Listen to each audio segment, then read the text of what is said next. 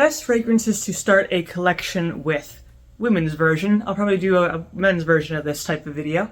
I wanted to put together a list of fragrances that are relatively affordable and relatively popular, because if you're new to fragrances, then you gotta start with the classics, the basics. So that's what this video is about. And as always, all the fragrances that I mentioned will be available in the Amazon associate links down in the description below. Now, I have to start with the foundation of all women's fragrances, which is Chanel No. 5. Some people really hate this. I think that's unnecessary. I think this is a really great fragrance. And again, the most classic option.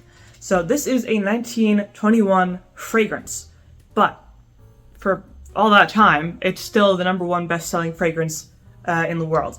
So basically, this is a floral aldehyde fragrance. It's fresh at the beginning, but then it becomes warm because of the base notes, which are amber and wood notes and oak moss and musk and things like that. So you're getting this classic blend of feminine notes, like the florals, then becoming warmer and more sultry with the base notes.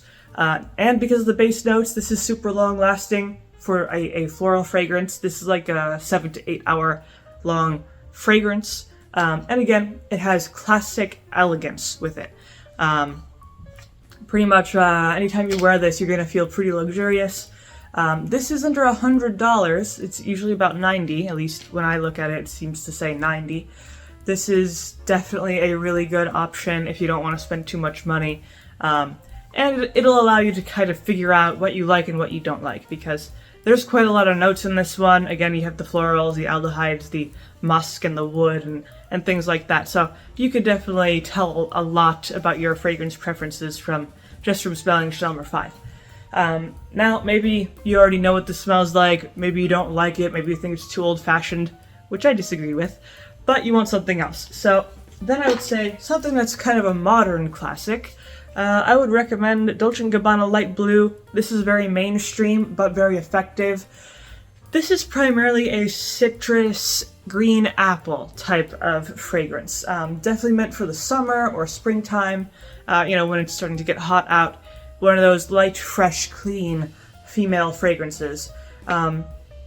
Very pleasant to smell. You really, in terms of how it smells, there's nothing bad to say about it, just because it's kind of designed to be very likable, very agreeable, friendly, open, that sort of thing.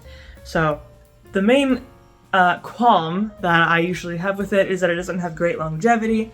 It's about 4 hours, maybe even less sometimes, but it's very affordable. It's about $50-ish, maybe a bit less than that. Very accessible. You could wear this anytime, anywhere, to work, getting the groceries, out to dinner. You can't go wrong with this. It's one of those tried and true, all-purpose types of fragrances. So definitely something good to have in your collection. If you want to go out and wear a fragrance and you don't want to think about it, this is your go-to option. Then, if you want to become a little bit more experimental, you want to see if you like some of the heavier notes, then I would say Obsession from Calvin Klein. It's another older fragrance from the 80s. Not everyone is into this. Similar to Chanel No. 5, some people just absolutely hate this. Other people really, really love it.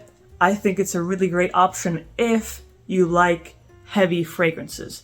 And again, this is a good option just to see if you like heavy fragrances, because this is about $60, definitely under $100, around the $50 range. This is great if you're looking for something woodsy, musky, and animalistic, because this is definitely all of those things at once.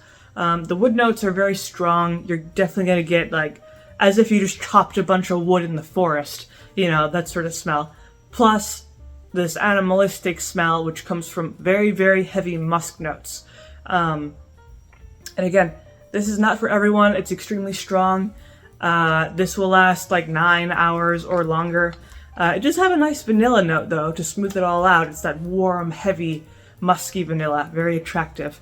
Some people say this is masculine, even though it is a women's scent.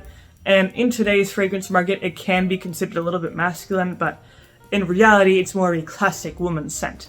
So, Anyway, really great if you're looking to experiment with, again, heavier types of fragrances. Then, if you want to go into the realm of pure florals, then I would say Red Door.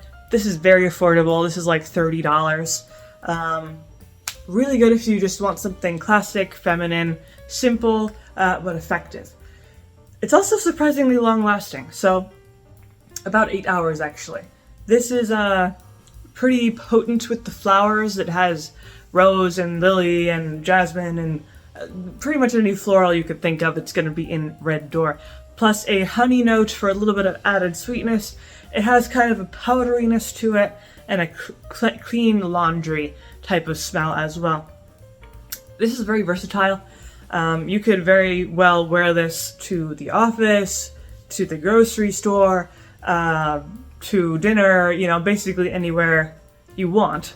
And I would argue that this is an all year round fragrance as well. It's kind of fluid enough to be a good option for the winter, for the summer, the spring, you know, pretty much all the time. So if you want an all the time, all occasion type of fragrance, then Red Door will most likely fit the bill. And again, it's long lasting for an extra bonus. Some people are against this again because it's considered an old-fashioned fragrance now, which I disagree with. It's from the 90s. That's not that long ago. But it's a classic choice. Then, the next one I have is more modern. It is more expensive, and as a disclaimer, I would say get a sample first.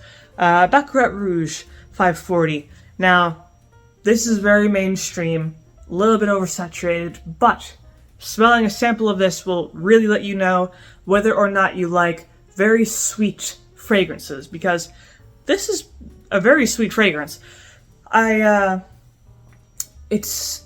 It's sweet, but it's spicy. It has some saffron in it, it has some wood notes, things like that. A little bit of musk, not too much. But the thing about this is that it's extremely, extremely strong. So smelling this, you'll be able to tell how much of a fragrance you can take without getting a headache or just really, really hating it. So this is a very controversial type of fragrance. Some people love it and some people absolutely hate it and want nothing to do with it. So again, start with a sample with this one because it is very expensive and it's definitely not for everyone. But if you do like it, then your fragrance world is opened up to a wider variety of sweet and spicy fragrances. But besides that, that is pretty much my list of fragrances that are good for starting a fragrance collection. But hopefully you enjoyed this video. If you did, of course, you can leave a like, maybe subscribe, and I make videos throughout the week, so stick around for those.